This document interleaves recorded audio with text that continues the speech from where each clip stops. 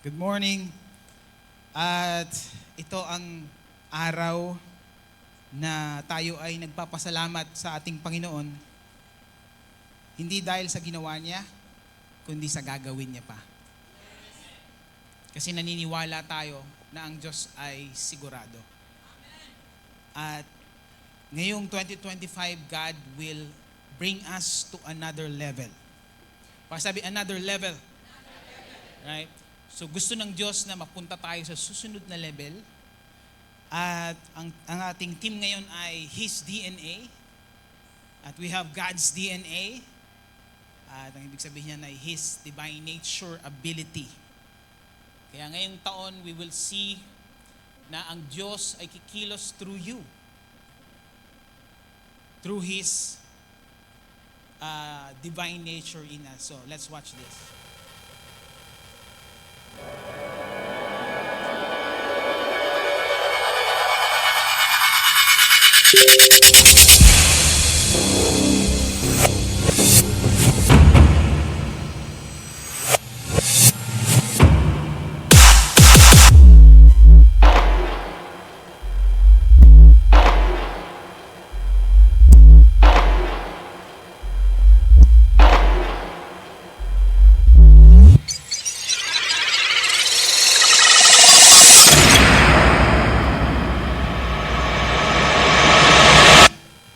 Yun!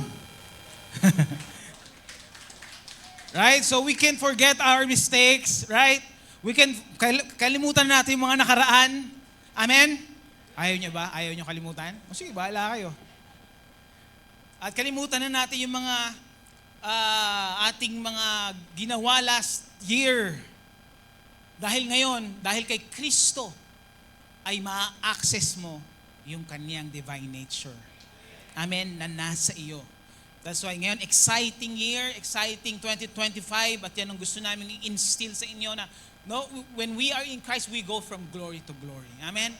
We expect this year we will see great things. Amen? We will do great things.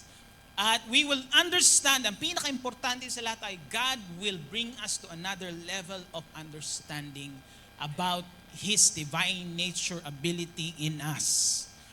Amen? At talagang nakaka-excite ako kung maiintindihan nyo na magagawa ninyo yung mga kakayanan na binigay sa iyo ng Diyos, ay talagang mai-excite kayo dahil you will see great things in your life that you've never seen before. Right? Pero bago ako pumunta sa ating pag-uusapan, maigsi lang ito kasi alam ko kayo ay makakakuha kaagad.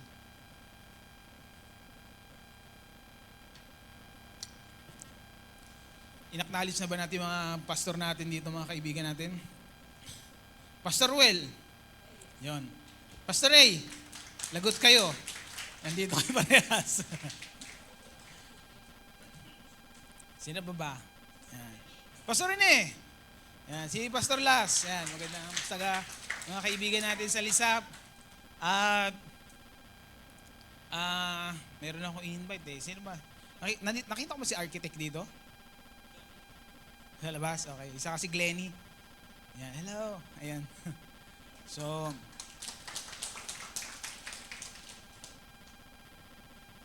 yan. At, syempre, hindi ko kakalimutan yung mga OGs ko dito na galing sa New Life Taguig. Diba? Nandito si Ate Bel. Yan. Si Ate Bel. Saka si Reyna. Nakakap. Syempre, si John yung kapatid ko na maingay kanina dito. Diba? So, magkaiba kami ng gift, no? Kapatid ko talagang, sizzling hot, fiery hot. Ako chill and relax. And, siyempre, si Madel, ang kanyang asawa, si Nicole at si Lian. Nasa si Lian? Nandun.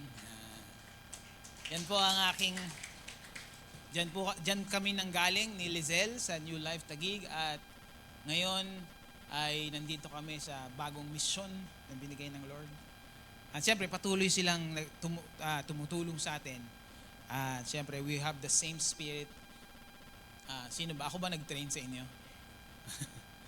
So, yon. At yung nag-worship lead dito na bata dati, mukhang bata pero 25 years old na yun. Si Sam, nanay niya yun, si Satibel. Ayan. Kaya siya naman daw ang pupunta dito. At sabi ko, binabawalan ko sila na huwag magkwento ng mga kasiyahan natin dito. Dahil baka lahat sila ay pumunta dito. At para maramdaman nila yung chillness ng Bungabong, right? Yung ng Oriental Mindoro. Alam mo yung chillness, dito sa Bungabong, chill lang ang buhay. Habang gumagawa ka ng kalooban ng Diyos. Pag nandun ka sa Manila, sa Taguig, well, umaga pa lang, ano ka na? Kailangan. Yeah. Dito sa Bungabong, kaya nagpapasalamat ako sa Lord na binalik niya ako dito sa aking mahal na probinsya. Dahil dito, pwede kang gumawa ng kalooban ng Diyos habang nag-chill, habang nagpapahinga. Sila ang haba ng araw dito, no? Pag nandito ka, ang tagal maggabi. Pag nasa Maynila, maya gabi na. So, that's why pupunta sila dito para maramdaman nila yung ganong atmosphere na habang naglilingkod ka sa Panginoon ay nagbabakasyon ka. So, yan ang isang pribilehiyo na nandito kayo ngayon. Right? At kayo ay taga dito. That's why wag niyong isipin na kayo ay wala. Dahil ngayong taon, God will refocus our focus doon sa kaniyang ability, His divine nature ability. Kesa doon para ma-out-focus tayo doon sa ating mga disabilities. Ulitin ko yun. God wants us to see His ability in us so that we can turn away from our disabilities. Amen? At alam ko, sa mundong ito, yan ang palaging ini-emphasize, yung hindi mo kayang gawin. Yung wala ka. Right?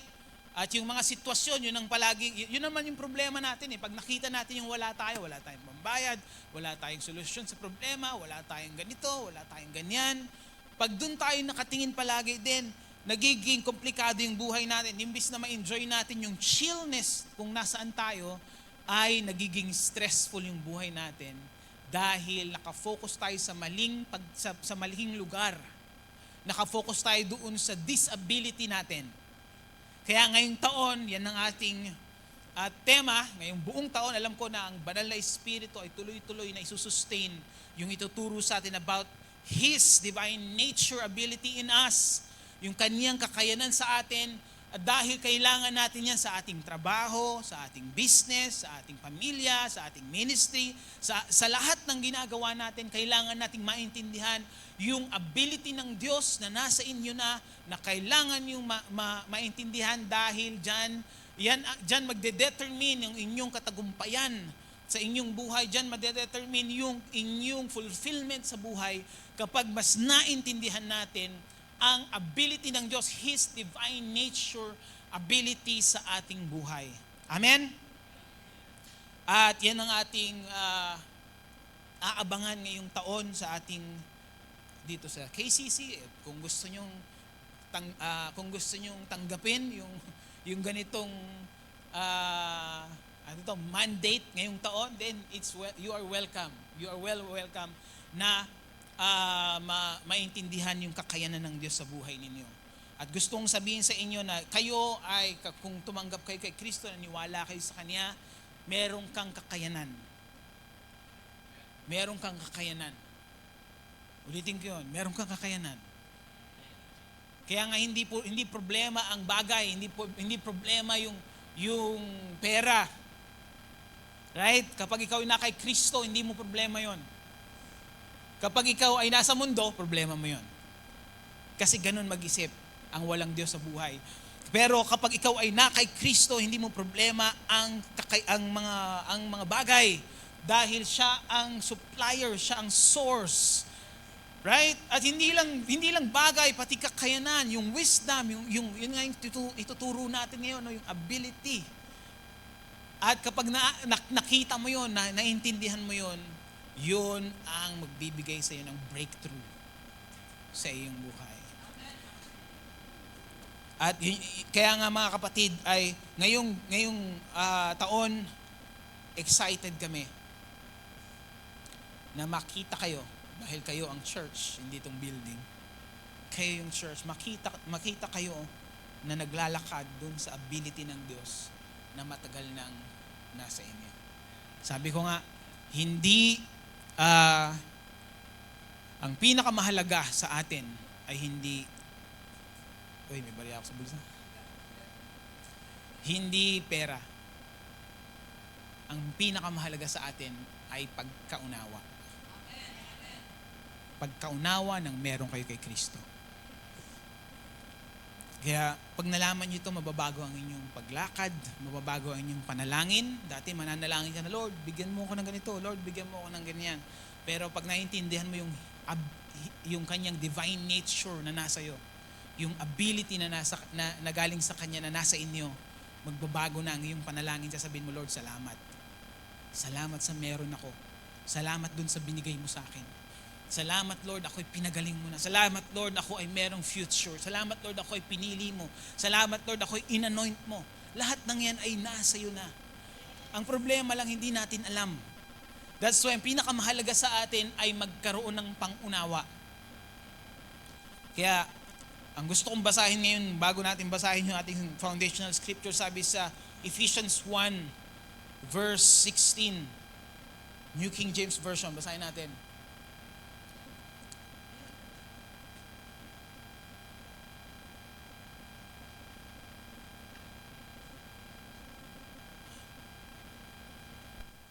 Si Apostol Pablo, ang nananalangin, sabi niya, do not cease to give thanks for you. Pinapanalangin niya yung mga believers. Making mention of you in my prayers. That the God, next verse. Tuloy-tuloy lang tayo. Verse 17. Basahin ko na lang sa Bible ko.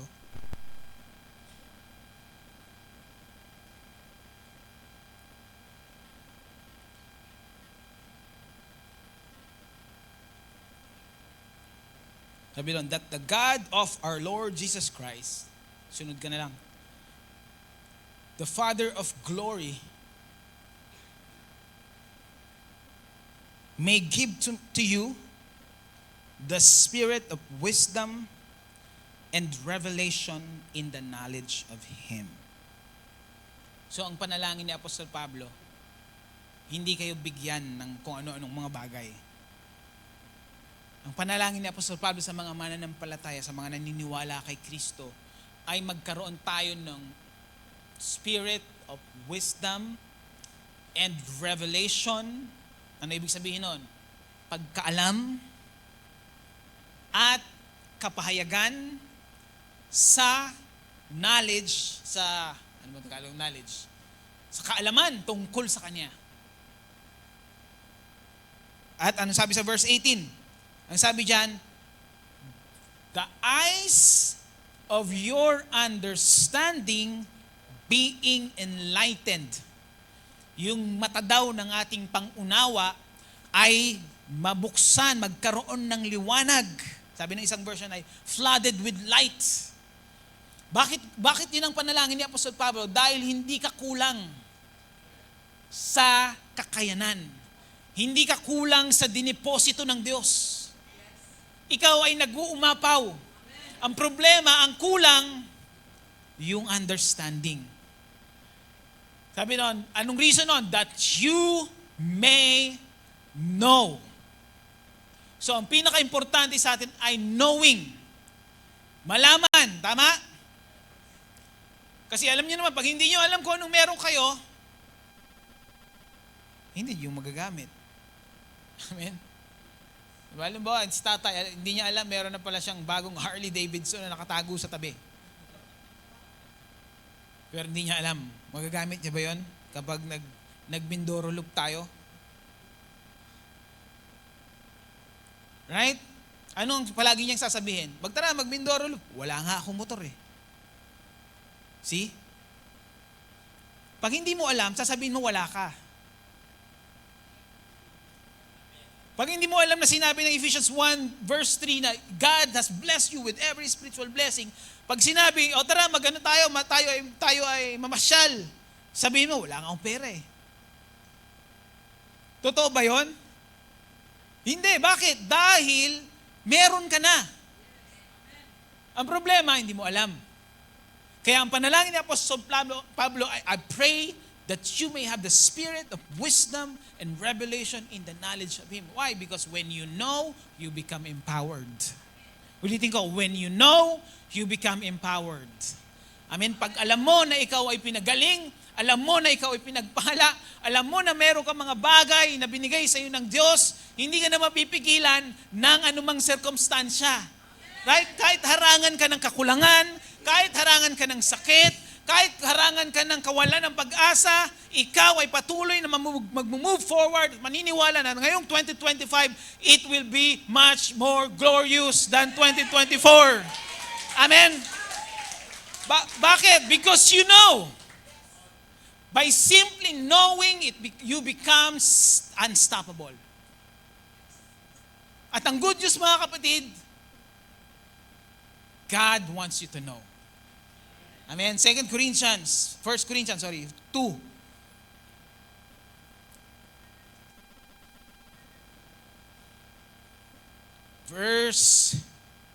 Simulan natin sa 9. Sabi dan, but as it is written, eyes has not seen, nor ear heard, nor have entered into the heart of man the things which God has prepared for those who love Him.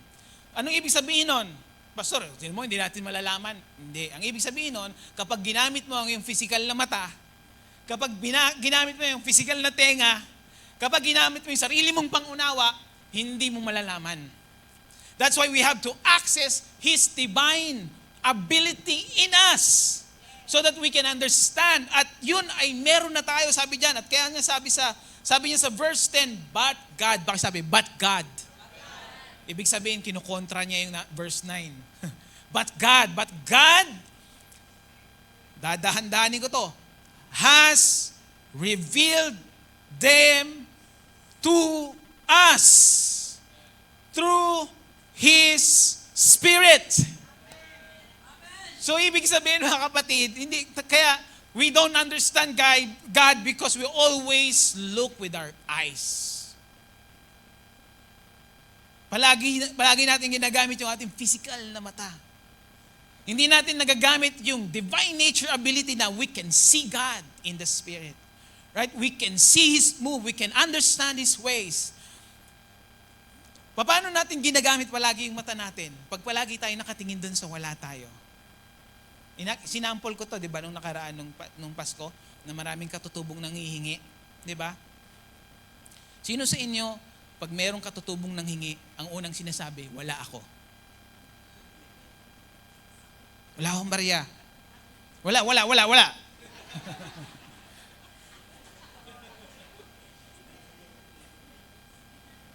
Right? At kung kayo ito, wait lang, titignan ko kung anong meron ako dito. Kung kayong ganyan, medyo malapit tayo dun sa pinto ng langit. Ng understanding. Why? Because God wants you to know. Amen? Ayaw ng Diyos na manatili ka sa ignorance. Right? Sabi doon, God has revealed them to us through His Spirit. For the Spirit, ito yung trabaho ng Spirit. Holy Spirit yan kasi big S. His Spirit. For the Spirit searches all things. Yes, the deep things of God. Amen? Next verse, 11. For what man knows the things of a man except the spirit of the man which is in him? Ang ibig sabihin ng spirit ay yung inner man, right? Ang nakakaalam lang ng iyong iniisip ay ikaw lang. Hanggat hindi mo sinasabi, right?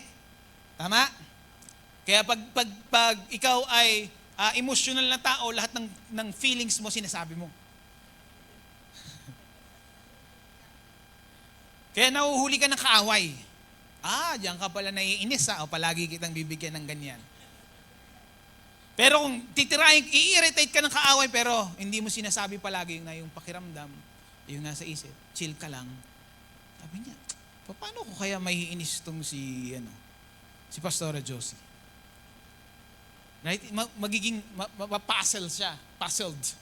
'Di ba? Hindi kanya basta-basta madadaya dahil hindi ka na based sa emotion. Right? Kundi ikaw na ngayon ay based sa spirit. Ang sabi diyan, even so, ganun din daw, no one knows the things of God except the Spirit of God. Amen? Yung Holy Spirit knows the things of God. At ito yung good news, sabi sa next verse.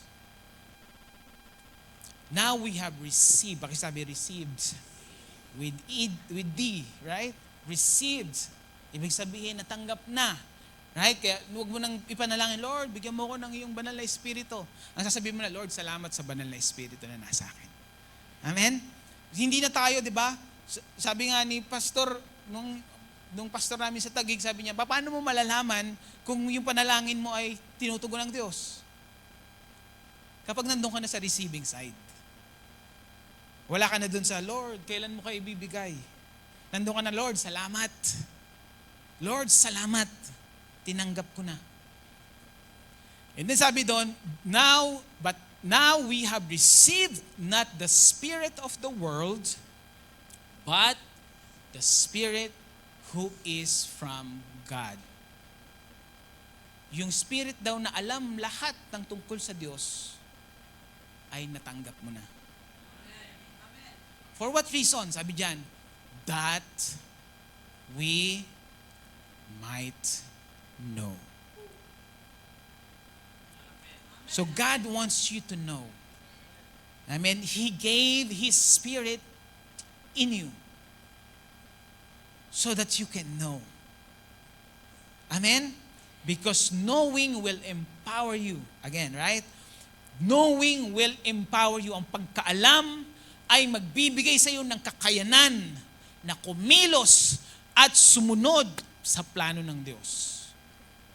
Kahit na anong ginagawa mo sa buhay, that you may know the things that have been freely given to us by God. Ganda ng scripture, no? God wants you to know what He has given you. Gusto ng, di ba? Sino bang magulang dito na ayaw malaman, ayaw niyang ipaalam sa anak niya yung mga binili niya para sa kanya? Right? Kung ikaw ay magulang at may binili ka para sa anak mo, ang gusto mong gawin ay ipaalam sa kanya, anak, binilan na kita ng ganito. Di ba, Pastor Las? Ganun yun, di ba? Binilan na kita nito. At pag nalaman ng anak, anong gagawin ng anak? Ayoko nun. Ganun ba? Di ba? He will rejoice. Right? Kaya kanina, di ba? When we are worshiping, we are rejoicing. Why? Because God has given. Nagbigay na siya. At ngayong taon, gusto niyang malaman mo. Kung ano yung mga binigay niya na sa iyo. Right? So that you can access it. So that you can use it. Amen? Para magamit mo, para magawa mo. Yun yung gusto ng Diyos. At natuto, alam mo, di ba kayo mga magulang, pag ginamit ng anak ninyo yung bagay na binili niyo sa kanya, sinong unang-unang natutuwa? Yung magulang. Tama? Nakikita mo, nai-enjoy ng anak mo. Halimbawa, binilan mo siya ng house and lot. At nai-enjoy ng anak mo yung bagong bahay at bagong lupa. Bagong bahay. House and lot. Sino mag-enjoy? Ikaw na nagbigay. Tama? Mag-enjoy ka. Ikaw din ay nagagalak. At ganun ang Diyos. Gusto niyang magalak. At para magalak siya, kailangan nating malaman kung ano yung binigay niya. Amen? Pag nalaman natin yung binigay niya sa atin, yung ability na binigay niya sa atin, natutuwa ang Diyos. Hindi lang natutuwa ang Diyos sa paglilingkod ninyo. Yes, natutuwa siyang naglilingkod ka, pero mas natutuwa siya kapag nag-i-enjoy ka dun sa binigay niya sa iyo. Amen? Dahil yung binigay niya sa iyo ay gagamitin mo para sa paglilingkod sa Kanya. Amen? Kaya, Sinasabi ko sa inyo, mga pastor ang pagiging pastor ay madali kapag alam mo kung anong meron ka kay Kristo. Pag hindi mo alam, mahirap. Right? Kaya, kung ano man ang ginagawa ninyo sa buhay, pag business ay madali kung alam mo kung anong meron ka kay Kristo. Right? Ang pagiging magulang ay madali. Lunok nga yung mga magulang dyan. Inom muna ako.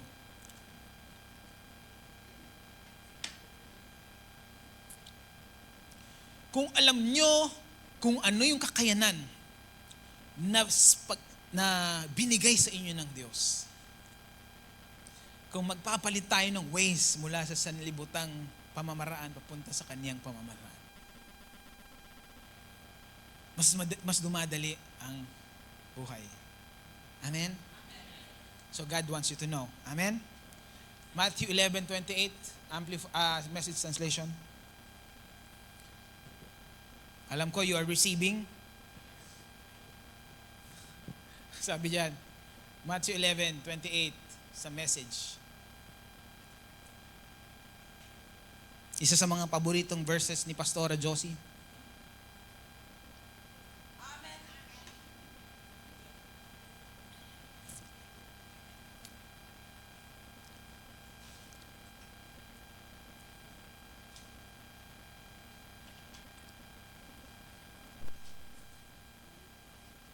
Sabi diyan,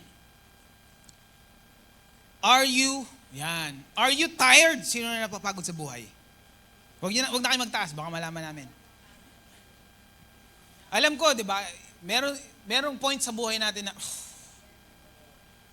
Lord, ayoko na. Sabi nila, wait. Basahin mo muna yung Matthew 11:28. Right? Bago kayo sabi nga, when you are tired, don't quit, just rest. Ulitin ko yun, when you are tired, don't quit, just rest. More specifically, rest in His promises. Sabi yan, are you tired? Worn out? Alam niyo worn out? Ha? Gamit na gamit ka na ba ng mundo? Ikaw ba ay ginamit ng mga kaibigan mo? Di ba nakakapagod yun, right? Ginagamit mo lang naman ako eh. Sabi nga sa mga love story, mahal mo ba ako dahil kailangan mo ako? O kailangan mo ako, kaya mo ako mahal?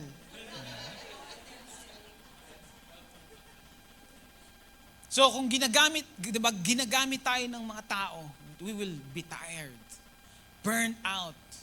At ang sabi dito, on religion, right? Kasi ang religion will burn you out. At last month, mamaya, pause muna tayo ha. Last month, pinag-aralan natin yung government, not religion. Yan. Kung gusto nyo marinig yung mga preaching na yun, nandun yun sa ating Facebook page, Kingdom Culture Church. At tayo ay wala sa relihiyon. Tayo ay nasa gobyerno ng Diyos or kapamahalaan. Sabi niya sa Isaiah 9 verse 6, sabi niya, and the government shall be upon His shoulder.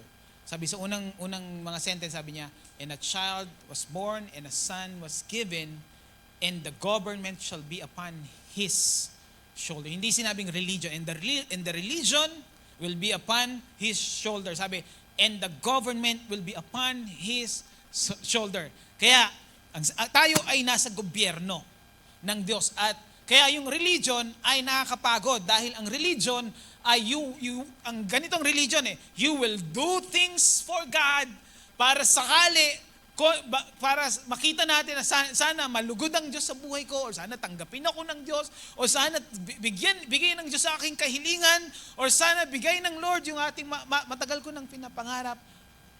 Yun yung religion. Kung ina-earn or pinapagtrabahuhan mo yung mga bagay na gusto mong makuha sa Diyos. Ang tawag doon religion. At pag hindi mo nakukuha, ang mangyayari sa'yo ay mapapagod. That's why nakakapagod ang religion. Pero pag naintindihan mo ang government,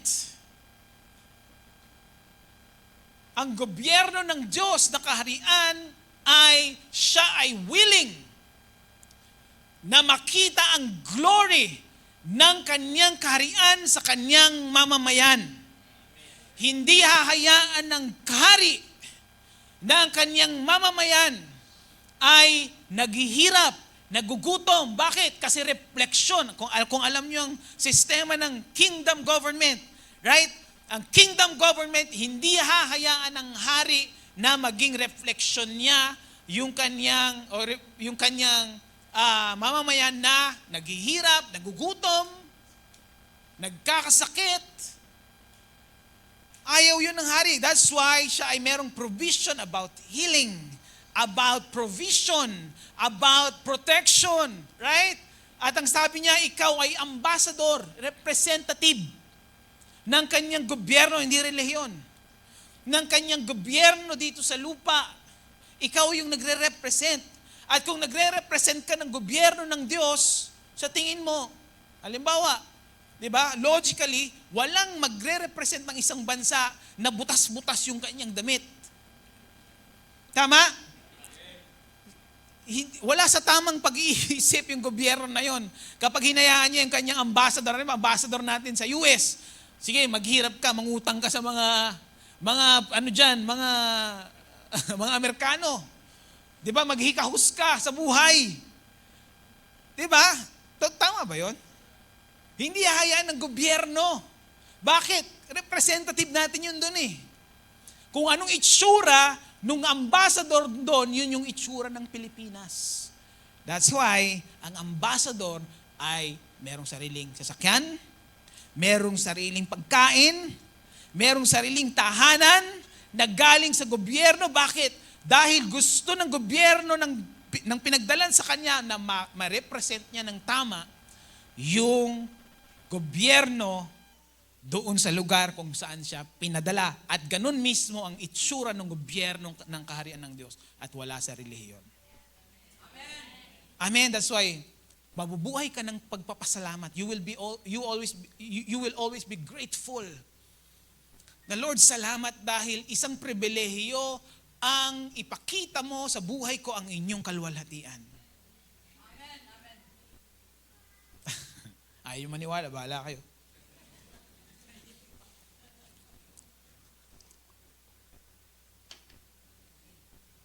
And then sabi diyan, come to me. Kung kayo daw yung tatlo na yon, tired, worn out, burned out on religion, sabi niya, come to me.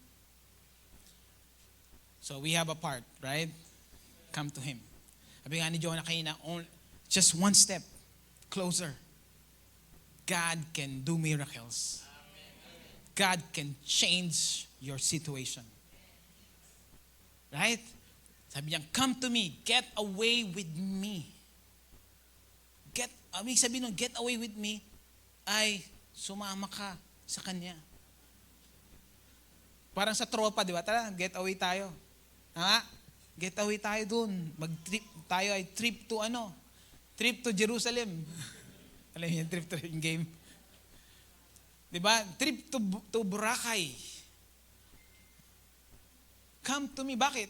Bakit pag lumapit ka sa Kanya or sa madaling pagkaintindi, kapag palagi kayong magkasama ng kaibigan mo, nagkakaunawaan kayo.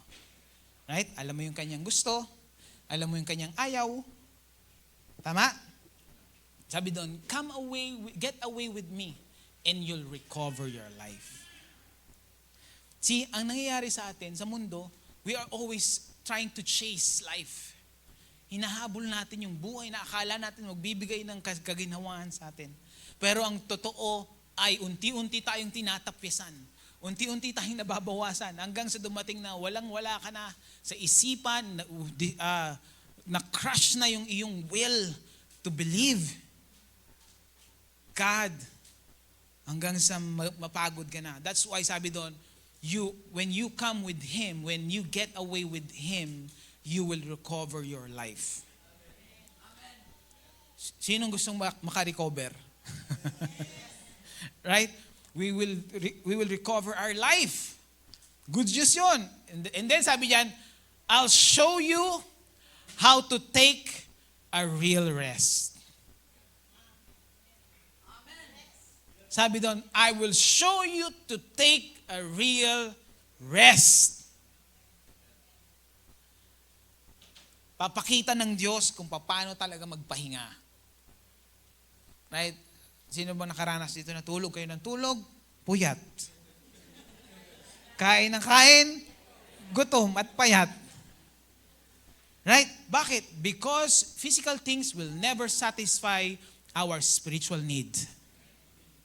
Ulitin ko yun. Physical things will never satisfy our spiritual need. Only God can satisfy both your spiritual need and your physical need. Dahil sa physical, nandun yung display. Tama? Nandun yung display. Doon makikita ng kapitbahay mo, ng kaibigan mo na ang Diyos ay mabuti. Hindi niya makikita yung spirito mo. Makikita niya yung kalagayan. Kung paano mo harapin ang problema na kagaya ng problema na hinaharap niya. Right? Kung paano mo i-deal yung mga sitwasyon na mahirap kagaya ng na hinaharap niya. At kapag parehas kayo ng reaction, ang tawag doon? Walang display ng God's goodness.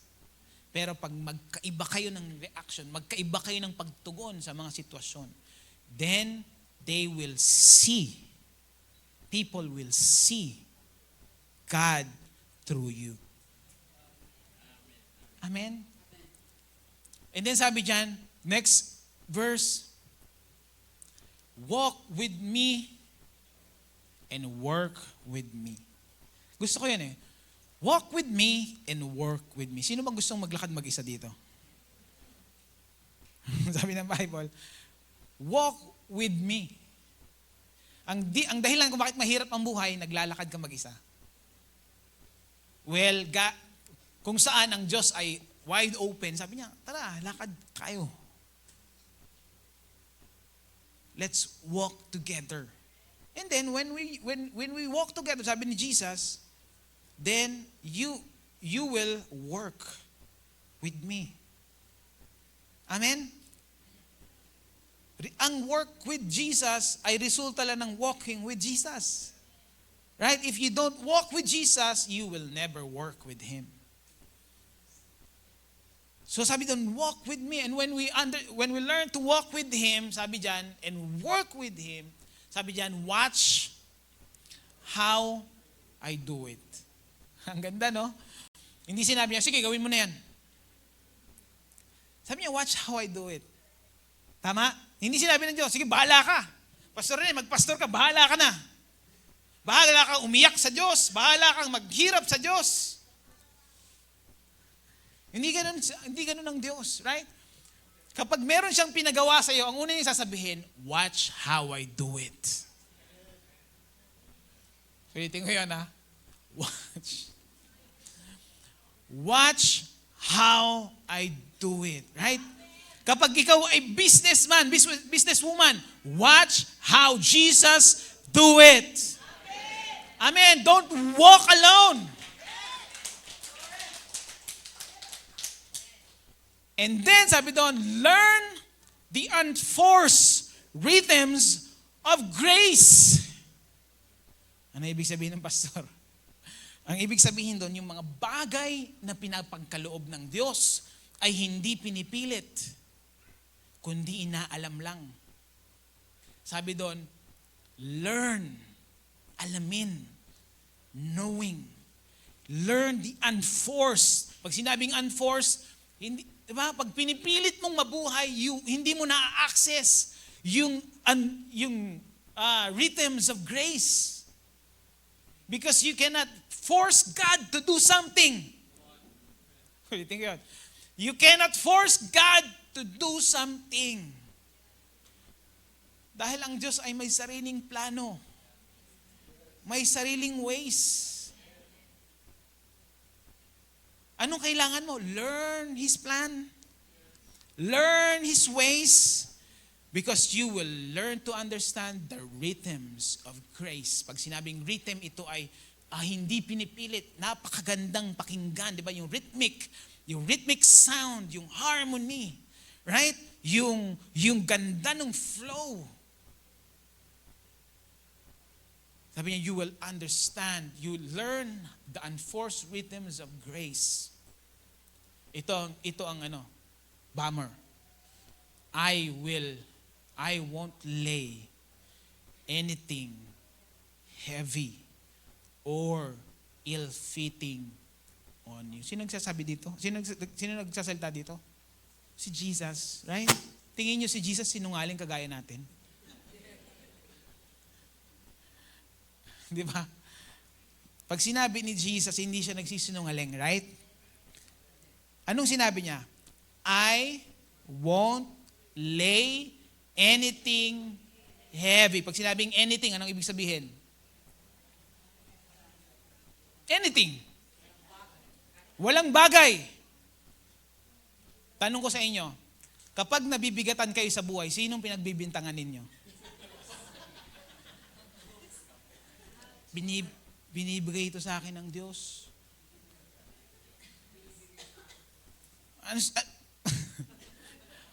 Matthew 11:29, I won't lay anything heavy or ill-fitting on you. Bakit mabigat ang buhay? Dahil binubuhat mong mag-isa. Bakit mabigat ang ministry? Dahil you're not walking with Him. You're not working with Him. You're just working on your own. Right? You're just walking on your own. That's why it's become heavy. Pero when we understand the unforced rhythms of grace, na alam natin na we can come to Him, we can learn from Him, sabi niya, I won't lay anything heavy. That's why life in Christ is light and easy. Hindi ibig sabihin walang problema. Ibig sabihin, every time na haharapin mo yung bagyo, ano mangyayari? You will keep on standing. Amen. Yes. Right? Kapag dumating ka sa kawalan, alam mo na merong provision. Amen. Right? Pag dumating ka sa kaguluhan sa isip, alam mo na siya ang wisdom. Yes. Siya ang kapayapaan, Prince of Peace. Amen. Pag dumating ka sa walang kasiguraduhan, alam mo na ang Diyos, sabi niya, even if we are faithless, He remains faithful to His word. Amen.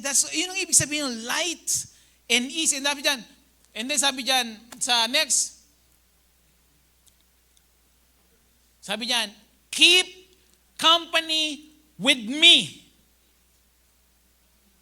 And you will learn to live freely and lightly.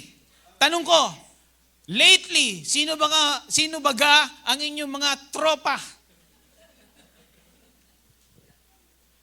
Baka ang tropa nyo ay si kabigatan, at si kawalan, at si debt. In English ko na nga para hindi masyado masakit. Sino ba ang inyong tropa? Ibig sabihin, company. Yun ang dahilan kung bakit mabigat ang buhay. At sinasabi ko sa inyo, lahat ng tao na wala kay Kristo, mabigat ang buhay. Lahat ng tao na hindi alam yung buhay na binigay sa kanya ni Kristo, ay mabigat ang buhay. Sabi doon, keep company with me. Sa madaling maintindihan, palagi kasi kayong turmo pa sa akin, sabi ni Jesus. Sabi, ako ang tropahin ninyo. Kasi kapag hindi ako ang tinropa ninyo, yung buhay nagiging mabigat. Dahil in Christ, we will understand. Maiintindihan natin kung ano yung buhay na palaging nagtatagumpay. Sabi sa 2 Corinthians 2:14, thanks be to God who always leads us in triumph. Ulitin ko na. Thanks be to God who always leads us in triumph in Christ Jesus, and through us diffuses the fragrance of His knowledge in every place. Right? Kahit saan kayo pumunta, Naaamoy ng inyong pinupuntahan yung kabanguhan ng pagkaalam ng buhay na meron kay Kristo. Amen? Hindi sila makakaamoy ng mabahong sitwasyon sa buhay galing sa inyo. Right? Dahil you know the fragrance of the knowledge of God. You know who He is. Alam mo kung ano yung binigay niya. Alam mo yung ability niya sa iyo. Alam mo kung ano yung kakayanan mo. Anong meron ka. Ano yung plano niya sa buhay mo. Then, kahit sino kausapin mo, palagi lang naamoy yung kabanguhan ng pagkaalam kung sino si Kristo. Amen? Alam nyo, teaser lang to para ngayong taon. Para ma-encourage kayo, ano nga ba yung ability na meron ako kay Kristo? At gusto kong malaman, gusto kong maglakad kasama siya. Pag sinabing maglakad kasama siya dun sa salita niya. Right? Gusto kong maintindihan yung unforced rhythms of grace. Gusto kong maranasan yung, He won't lay anything heavy on me.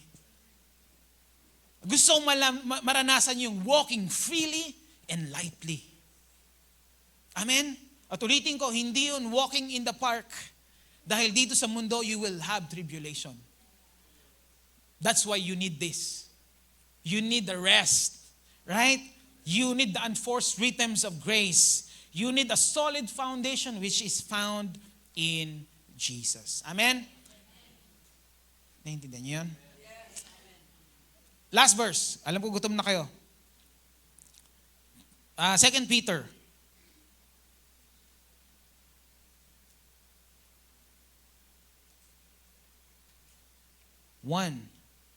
TPT. Verse 3.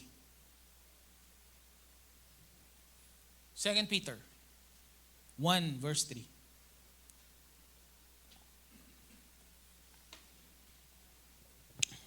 Oy! Everything we could ever need for life and godliness. Ayoko nang basahin. Ang ganda ng verse eh. Everything we could ever need for life and godliness has already been deposited in us by His divine power. Already. Kailan nyo nalaman?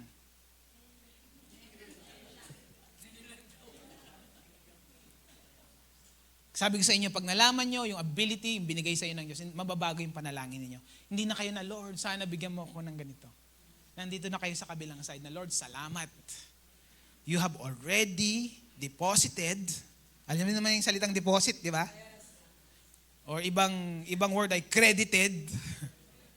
You have already deposited your divine power that I will need in life and godliness. For